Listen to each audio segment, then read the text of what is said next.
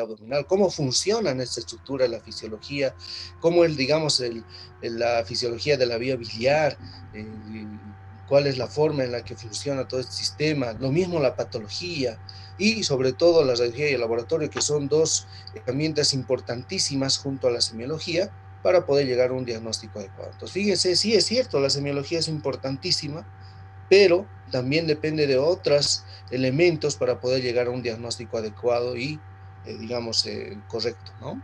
La semiología nos da el puntal, pero necesitamos tener ayuda para el diagnóstico. Pero nunca empecemos de estos otros lados, ¿no? Nunca empecemos de una radiología, por ejemplo. Viene un paciente con dolor abdominal y sin siquiera hacer una anamnesis, una exploración física, directamente le pedimos ecografía. Eso en vez de ayudar nos va a confundir y va a obstaculizar el diagnóstico, ¿no? Lo mismo pedir un laboratorio sin tener una idea diagnóstica, pues no nos va a ayudar, al contrario, nos va a perjudicar. Entonces no nos olvidemos de aquello. Para que podamos nosotros evaluar o hacer un abordaje semiológico en el paciente, lo ideal es tener una idea de una división topográfica del abdomen, ¿no? Y hay dos escuelas que dividen topográficamente el abdomen, la escuela francesa y la escuela anglosajona. La escuela anglosajona la divide en cuadrantes, ¿no? Una línea vertical y otra horizontal que pasan por el ombligo y tenemos 4 cuadrantes. Superior derecho, izquierdo, inferior derecho, ¿no? Pero una forma más, digamos, práctica y puntual de poder dividir topográficamente el abdomen es en regiones. Dos líneas verticales que continúan la línea medio axilar, o perdón, medio clavicular hasta la arcada inguinal, tanto derecha como izquierda, y dos líneas horizontales, una que pase por el reborde costal y la otra que pase uniendo ambas crestas ilíacas, ¿no? Aquí está. Esta es la cresta ilíaca y esta es la espina ilíaca anterosuperior. Son dos relieves óseos que tenemos a nivel de abdomen pelvis, ¿no? Esta es la espina ilíaca anterosuperior y esta es la cresta ilíaca. Entonces, dos líneas verticales que continúen los medios claviculares hasta la región inguinal y dos líneas horizontales, una que pase por el reborde costal y otra que una ambas crestas ilíacas. Tenemos las 9 regiones. 9 regiones, ¿no? ¿Cuál es la importancia de tener esta división topográfica imaginaria, ¿no? Lo primero que debemos hacer cuando estamos explorando un paciente es realizar esta división imaginariamente. Nos permite en primera instancia localizar lesiones, ¿no? Digamos cicatrices, lesiones en la piel, etcétera, etcétera, cambios de coloración localizados, podemos localizar y describir en la historia clínica dónde está localizado aquello. Pero quizá más importante que aquello es que nos permite más o menos orientarnos a cuál es la estructura anatómica afectada y cuál es el probable diagnóstico dependiendo de la sintomatología que presente una determinada región. Ahí tenemos, por ejemplo, la región del hipocondrio derecho, ¿no? El epigastrio, el hipocondrio izquierdo, la fosa, el flanco derecho, el mesogastrio, flanco izquierdo, fosa ilíaca derecha, hipogastrio y fosa ilíaca izquierda. Entonces, en cada una de estas regiones se proyectan órganos, estructuras anatómicas subyacentes que están contenidas en la cavidad abdominal. Esto es la división por cuadrantes, ¿no? Que no lo vamos a tomar en cuenta porque este es mucho más práctico y exacto, ¿no? Entonces, fíjense aquí también lo mismo, la división por regiones, eso es algo importante que debemos tomar en cuenta. ¿Y por qué habíamos dicho? Porque en cada una de estas regiones se proyecta una serie de estructuras anatómicas que nos permiten más o menos definir cuál podría ser la causa del problema, ¿no? Por ejemplo, en el hipocondrio derecho, básicamente lo que vamos a encontrar va a ser el lóbulo hepático derecho, pero también hay parte del duodeno, está la vesícula biliar y la vía biliar, está el ángulo hepático del colon. Recordemos que el colon, aquí hay un dibujo, ¿no? Aquí está, fíjense, el colon, ahí está el colon ascendente, el colon transverso, el colon descendente y el recto sigmoides. Y fíjense, el ángulo hepático del colon está dentro de lo que es el hipocondrio del lado derecho, este ángulo. Y aquí el otro, ¿no? El ángulo esplénico, es el ángulo hepático, el ángulo esplénico. Entonces, esas son las estructuras que vamos a encontrar a nivel de lo que es la región de hipocondrio derecho. Y también parte de la glándula suprarrenal y algo del polo superior del riñón, ¿no? Esas son las estructuras básicamente que vamos a encontrar a este nivel. Entonces, si el paciente viene con signos, síntomas localizados en hipocondrio derecho, más o menos tengo una idea de qué es lo que puede estar pasando, porque ahí sé qué estructuras se proyectan, ¿no? Quizá está cursando con una colestitis aguda, una coledocolitiasis, que es una obstrucción de la vía biliar por cálculos, ¿no es cierto? O quizá está con un problema hepático, quizá una hepatomegalia por hepatitis infecciosa, Recordemos que el hígado solo duele cuando hay distensión de la cápsula de Gleason, ¿no? De lo contrario, el hígado no produce ningún tipo de dolor. Entonces, un cuadro de hepatitis aguda o un hígado congestivo podría haber dolor en el hipocondrio derecho también, ¿no? O quizá una pielonefritis, cuando el polo superior del riñón está afectado, sobre todo, entonces podríamos tener, digamos, ahí alguna sintomatología. En cambio, en el epigastrio, fíjense, básicamente aquí vamos a encontrar lo que es el duodeno, la parte pilórica del estómago y algo de la curvatura menor, parte del hígado, el lóbulo izquierdo del hígado y la cabeza del páncreas. Entonces, si el paciente viniera con dolor de epigastrio, más o menos tengo una idea de qué es lo que puede estar ocurriendo, ¿no? Fíjense, parte pilórica del estómago, curvatura menor. Quizá es una inflamación aguda de la mucosa gástrica, lo que comúnmente llaman gastritis, ¿no? Ese es un diagnóstico anatomopatológico, la gastritis. Eso semiológicamente se denomina síndrome ulceropéptico, ¿no? Porque también puede ser una úlcera lo que esté produciendo dolores a nivel del duodeno lo mismo, el hígado, las mismas patologías que habíamos mencionado y sobre todo páncreas, ¿no? Y también acá vamos a encontrar lo que es parte del colon transverso. Si nos vamos al hipocondrio izquierdo, fíjense las estructuras que aquí se encuentran. La curvatura mayor del estómago, la cola del páncreas, el vaso, el ángulo esplénico del colon, suprarrenal y parte del polo superior del riñón del lado izquierdo, ¿no? Entonces ahí están las estructuras que podríamos encontrar en el hipocondrio izquierdo. A nivel de la región del flanco derecho, va a estar lo que es el colon ascendente, parte del de duodeno y ayuno, va a estar el riñón y su polo inferior y la emergencia del uréter, ¿no? Entonces, muchas veces llegan pacientes con dolor localizados en flanco derecho y radiados a la región lumbar. Quizá puede tratarse de un problema de un cólico renoureteral. ¿Por qué? Porque esas estructuras se encuentran a este nivel, ¿no? Entonces hay que tomar en cuenta aquí. A nivel del mesogastrio, región periumbilical, básicamente va a estar el yeyuno, ilion, parte inferior del duodeno y el epiplón y el mesenterio, ¿no? Entonces, sobre todo en pacientes que están cursando una enteritis aguda, una gastroenteritis, vienen por dolor, ¿no? De tipo espasmódico, intermitente, localizado a nivel de la región periumbilical, mesogastrio. Esa es la explicación, porque ahí se proyecta básicamente todo el intestino delgado. A nivel del flanco izquierdo, ¿no? Va a estar el colon descendente, parte del yeyuno ilio también, pero sobre todo el riñón izquierdo y el uréter, ¿no? La emergencia del uréter izquierdo. Por lo mismo, un cólico renoureteral izquierdo puede ser una causa muy frecuente de dolor localizado en la región del flanco izquierdo. Vienen pacientes, ¿no? Con dolor, aquí me duele, y ya, digamos, evaluando otras características más, como vamos a ver más adelante, podríamos ya, digamos, pensar en un cuadro clínico compatible con un cólico renal, ¿no? Siempre y cuando de unas ciertas características, como vamos a ir viendo más adelante. Una de las, digamos, regiones de estas 9 que nos traen mucho conflicto es la región de fosa ilíaca derecha. ¿Por qué fosa ilíaca derecha? Porque aquí encontramos una serie de estructuras anatómicas, fíjense, y más aún si el paciente es de sexo femenino, ¿no? Fíjense, encontramos el extremo inferior del ilio, ahí podemos encontrar divertículos. Muchas veces llegan pacientes con cuadros muy sugestivos de apendicitis aguda, incluso ingresan con ese diagnóstico a quirófano, pero salen con el diagnóstico de divertículo Meckel, ¿no? ¿Por qué? Porque a nivel de la parte terminal del ilium podemos encontrar divertículos también que muchas veces se inflaman, etc. El apéndice, esta es una de las estructuras que más problemas nos da, ¿no? Más patología. El apéndice, el ciego también hemos encontrado muchos pacientes con tumores de ciego, con una sintomatología muy característica de apendicitis aguda, ¿no? Ingresan con ese diagnóstico y terminan con hemicolectomías por un cáncer de ciego. Está el uréter derecho, la parte terminal del uréter derecho, ¿no? Entonces, cólicos renoureterales también pueden tener dolor en fosa ilíaca derecha. Si es un paciente masculino, vamos a encontrar el cordón espermático del lado derecho. Y si es mujer, pues vamos a encontrar el ovario del lado derecho y también la trompa de falopio del lado derecho, ¿no? Entonces, digamos, mujeres con anexitis o con quistes de ovario, torcidos, rotos, etcétera, podrían también presentar signos y sintomatología sugestiva de apendicitis aguda, que es muy frecuente, pero que termina en un ovario, un quiste de ovario roto, etcétera, ¿no? Entonces, fíjense, esta es una de las regiones que más debemos, digamos, saber explorar, y es de ahí que más adelante, vamos a ver quizás las próximas clases, hay un apartado específico, ¿no? Que son los signos apendiculares. Ahí vamos a volver a retomar este lugar, ¿no? La fosa ilíaca derecha. Luego tenemos el hipogastrio, o región suprapúbica.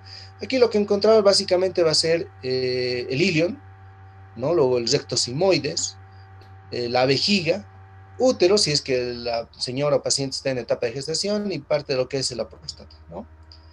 Y finalmente lo que es la fosa ilíaca izquierda. Aquí, bueno, la diferencia con la derecha es simplemente el apéndice del ciego, ¿no? Porque luego está el colon sigmoides, que tiene un meso muy amplio, es muy móvil, por eso es que muchos pacientes que tienen, digamos, dólico megacolon, en nuestro medio chagásico, sufren de un vólvulo, ¿no? Vólvulo que es se retuerce el intestino sobre su propio eje, y generalmente es a nivel del sigmoides, por eso se llama vólvulo de sigmoides. ¿Por qué? Porque el colon sigmoides tiene un meso bastante largo y es muy móvil. Entonces, cuando tiene un meso, digamos, amplio, como esta región, y aparte el paciente tiene dólico megacolon, pues fácilmente puede tener un vólvulo de sigmoides, y el paciente acude con signos y síntomas de distensión abdominal, dolor, falta de eliminación de heces, gas, etc. Y antecedente de Chagas más, pues ahí está el diagnóstico, ¿no? Esta movilidad que tiene el colon sigmoides a este nivel también nos ayuda para poder realizar algunos procedimientos, por ejemplo, la paracentesis, ¿no? Paracentesis es la punción de la cavidad abdominal para la extracción de líquido peritoneal. Esto es un procedimiento que se hace justamente a nivel de la fosa ilíaca izquierda. ¿Por qué? Porque acá, como el colon es bastante móvil, por un meso bastante amplio, entonces hay pocas probabilidades que podamos puncionar el intestino. Luego está el uréter izquierdo, el cordón espermático izquierdo y el ovario izquierdo y la trompa de falopio izquierda en la mujer, ¿no? Entonces, fíjense, esa es la importancia de poder, digamos, correlacionar estas estructuras anatómicas con las 9 regiones que habíamos mencionado. Pero no nos olvidemos, lo primero que debemos hacer cuando estamos frente a un paciente es dividir imaginariamente el abdomen en regiones. Sea que vamos a hacer inspección, palpación, auscultación, percusión, lo que sea, ¿no? Lo primero que debemos hacer es dividir el abdomen en regiones. Esto nos va a permitir tener una idea más precisa sobre los hallazgos que tengamos, ¿no? Por ejemplo, acá en la región mesogástrica podríamos encontrar, o preumbilical, el signo de Cullen, ¿no? En los flancos podríamos encontrar ahí el Grey Turner, cicatrices, etcétera, que vamos a ir viendo poco a poco. Entonces, eso como recomendación importante, y la explicación de por qué debemos hacer esa división y cuál es, digamos, la aplicación o la ventaja que nos da o la ayuda que nos presta, ¿no? Fíjense más o menos así como se proyectan las estructuras anatómicas en el abdomen, ¿no? Bien, pero no nos olvidemos que la exploración siempre comienza con una anamnesis, ¿no? No es directamente, a ver, échese en la camilla y directo a palpar, no. Primero debemos hacer una anamnesis, en la medida de lo posible. Ahora, si estamos en una situación de emergencia, bueno, en esas situaciones se obvian algunos pasos, ¿no es cierto? Porque necesitamos un diagnóstico más rápido, inmediato, actuar rápidamente. Pero siempre debemos comenzar con la anamnesis, porque la anamnesis nos permite identificar signos y síntomas propios de patología abdominal en este caso, nos orienta en el diagnóstico y además nos permite identificar factores de riesgo en relación a la patología del abdomen. La edad, el sexo, la procedencia son factores de riesgo que nos orientan en el diagnóstico, ¿no es cierto? Por ejemplo, no es lo mismo un dolor abdominal en un paciente niño, adolescente, que en un paciente adulto, ¿no es cierto? Anciano. Generalmente en las etapas tempranas de la vida, la patología infecciosa es la que predomina. La mayor parte de los niños que vienen por dolor abdominal siempre o casi siempre terminan con amebiasis, enteroparasitosis, ¿no es cierto? Y algunos también pueden terminar en apendicitis, ¿sí? Pero generalmente pensamos en patología infecciosa. En cambio, en la edad, digamos, jóvenes adultos, generalmente patología inflamatoria, pero en la edad ya adulta, ancianos, es la patología degenerativa neoplásica la que predomina, ¿no? Entonces hay que tomar en cuenta esas características cuando hablamos de la edad. El sexo, lo mismo, hay ciertas enfermedades que son más predominantes o más prevalentes en un sexo, en un género que en otro. Por ejemplo, la colecistitis aguda es mucho más frecuente en mujeres que en varones, ¿no? La apendicitis aguda también es más frecuente en varones que en mujeres. Entonces, fíjense, esa relación nos orienta muchas veces en el diagnóstico. En nuestro medio, la procedencia es importante tomar en cuenta, de dónde viene el paciente. Muchos casos o muchos pacientes llegan de áreas endémicas de ciertas patologías, sobre todo Chagas, ¿no? En nuestro medio sabemos que la complicación crónica del Chagas puede afectar a nivel cardíaco o a nivel intestinal, produciendo megaesófago, megacolon, megauréter, inclusive se ha visto. Entonces, ahí podemos encontrar, digamos, algunas relaciones en relación a la procedencia, ¿no? Alguna información en relación a la procedencia. Es importante preguntar de dónde viene. Y además la anamnesis nos permite identificar signos y síntomas. Acá, como siempre les menciono, hay un sinfín de signos y síntomas, en patología abdominal mucho más aún, que tenemos que ir revisando, ¿no? El libro de Chamorro es el mejor para esto de signos y síntomas. Pero algunos de los más frecuentes que podemos encontrar están acá mencionados, ¿no? Uno de los más frecuentes y prevalentes, y que pienso que todos en algún momento de nuestra vida hemos tenido, es el dolor abdominal. ¿Quién no ha presentado dolor abdominal en algún momento de su vida? ¿No es cierto? Todos hemos presentado dolor abdominal, ya sea de un origen u otro. Entonces, el dolor abdominal es uno de los síntomas más frecuentes en patología gastrointestinal. Y cuando estamos frente a este síntoma, pues debemos caracterizarlo por completo, ¿no? Si el paciente viene y nos dice estoy con dolor abdominal, o lo que refiero es dolor abdominal, pues tenemos que preguntar desde cuándo siente ese dolor. No es lo mismo un dolor de horas de evolución, minutos, a un dolor de semanas, meses, incluso años, ¿no? Un dolor agudo nos hace pensar en patología, sobre todo de origen inflamatorio y vascular. En cambio, un dolor crónico puede verse otro tipo de alteraciones, ¿no? Neoplásicas, degenerativas. Entonces, es importante preguntar el tipo de evolución. Luego, otra característica importante del dolor es la forma de inicio, cómo ha empezado el dolor abdominal, si ha sido súbito, ha sido paulatino, progresivo, ¿no?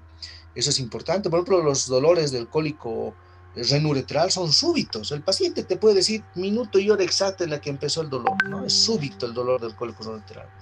En cambio, los dolores, digamos, de la apendicitis aguda es paulatino, progresivo. El dolor del síndrome ulceropéptico también, ¿no? Paulatino, progresivo. Entonces, eso nos orienta en el diagnóstico cuando estamos hablando de dolor. Entonces, tiempo de evolución, forma de inicio, es importante, digamos, tomar en cuenta esa característica. Otra característica importante es tratar de identificar de alguna forma el tipo de dolor. Eso nos orienta también en el diagnóstico. Podemos tener dolores de tipo opresivo, como es el dolor de la pancreatitis aguda, por ejemplo, ¿no? Cuando un paciente llega a la consulta y nos indica que siente un dolor que le oprime, como si estuvieran sentándose sobre su abdomen, eso es opresivo, ¿no es cierto?